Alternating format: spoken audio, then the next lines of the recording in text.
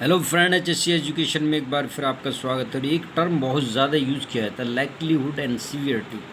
तो जो likelihood and severity होता है उसमें एक्चुअली होता क्या है ये मैं बता देता हूँ कि जब आप बात करते हैं लाइक्लीहुड की, तो लाइक्लीहुड क्या होती है? संभावना।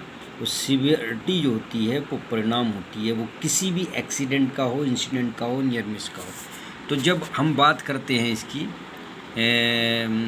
लाइक्लीहुड एंड सीवियरिटी की, तो आपने किसी भी एक्सीडेंट की लाइक्लीहुड सीवियरिटी निकालनी हो या रिस्क असेसमेंट निकालना हो, रिस्क बराबर होता है L/C या S सीवियरिटी। तो उस वक्त आप निकालते हैं। तो ये मैंने निकाली थी, the likelihood of workers will become ill health through inhalation of hazardous substance micro organism disease occurring from working in around the ये क्या कह रहा है, around the different risk site and DSC camp as such kitchen bunker location where the chances of disease more. ये क्या मतलब? देखिए, जो लाइक्लीहुड संभावना है वो परिणाम है। क्या बता रहा है कि जो वर्कर्स हैं वो इल हेल्थ उनकी हो रही है, किसके थ्रू?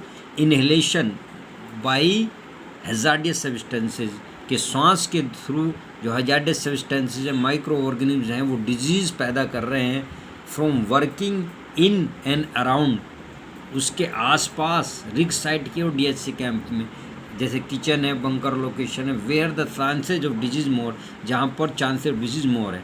तो ये कह रहा है this is due to the several chemicals, जैसे डस्ट है, फ्यूम है, पेपर्स है, बायोलॉजिकल एजेंट है, बैक्टीरिया, वायरस, एल्गी, फंजाई हैं, work present in the DSC camp, kitchen, bunker, risk site area and और cause different types of disease. और different types की disease ये प्रोड्यूस करते हैं, जैसे अस्थमा है, डायबिटीज है, ब्लड डिफेक्ट है, स्ट्रेस है, इरिटेशन है, डिसऑर्डर ऑफ लंग्स है, किडनी है और लिवर है।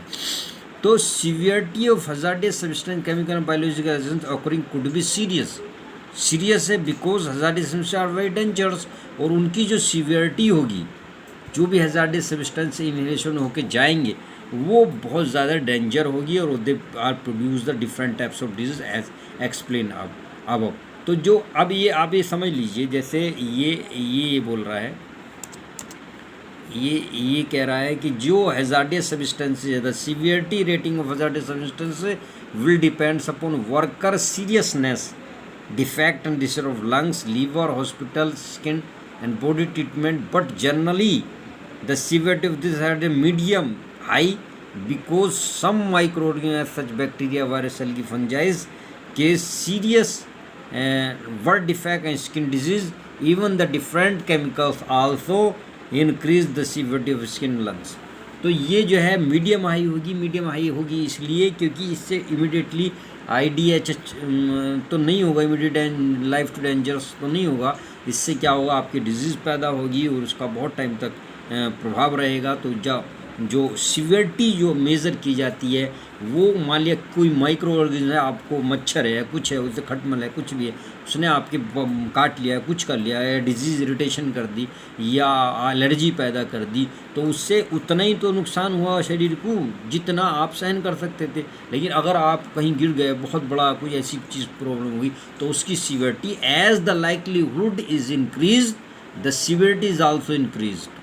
जैसे जैसे संभावना बढ़ेगी सीवियरिटी उसकी बढ़ेगी। ये कोई नहीं बताएगा आपको, मैंने एक पॉइंट में बता दिया, जो R बराबर है रिस्क जो है लाइक्लीहुड एंड सीवियरिटी का multiplication, it is the multiplication of likelihood and severity and chances of occurrence of disease, occurrence of accident, occurrence of near miss and it's result. जो चांसेस ऑफ डिजीज़ है, result है, disease है, वो कितना होगा और उसका जो रिजल्ट होगा उसके मल्टीप्लिकेशन को रिस्क कहा जाता है। Risk is the combination of likelihood and severity, और risk is a chance of probability of occurrence of an accident, है ना, ऑफ हैजार्डियस इवेंट। तो ये जो है बहुत सालों तक आप स्टडी करते रहते, लेकिन आप लाइक्लीहुड एंड सीवियरिटी नहीं बता पाते।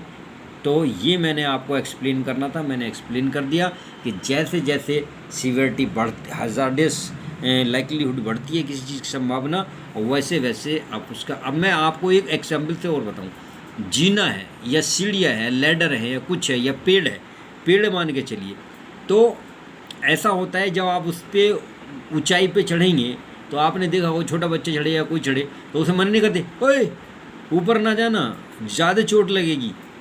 ये समझ लीजिए वह ऐसे ही है जैसे, यानी लाइक्लीहुड, संभावना और उसका परिणाम। अगर आप पेड़ पे थोड़ा नीचे तक चढ़े, ऊपर नहीं जा रहा, भैया मुझे डर लग रहा, तो उसकी जो लाइक्लीहुड है, उसकी संभावना चोट लगने की वो कम है। लेकिन जैसे ही आप उसकी चोटी पे पहुंच जाते हैं, डाल पे पहुंच जाते हैं, तो वहाँ से गिरेंगे तो कोई बता देगा वो भाई ऊपर चला गया, ज़्यादा ऊपर चला गया, तो आपके ज़्यादा चोट लगने की चांसेस है। ये आपको शुद्ध हिंदी में एग्जाम्पल देके कोई नहीं बताएगा। तो ये जो लाइक्लीहुड है, सीवियरिटी, दोनों का मल्टीप्लिकेशन निकल के रिस्क बनता है। लेकिन लाइक्लीहुड सीवियरिटी को मैं एक्सप्लेन करूँ तो संभावना और जो उसका परिणाम है, वो संभावना जितनी ज़्यादा एक्सीडेंट की होगी या जितना ज़्यादा ख़तरा होगा, उसकी सीवियरिटी, उसका परिणाम उतना ज़्यादा बढ़ जाएगा। यानी आप छोटी कम नीचाई से गिर रहे हैं पेड़ की, तो उतना कम चोट आपके लगने के चांसेस है।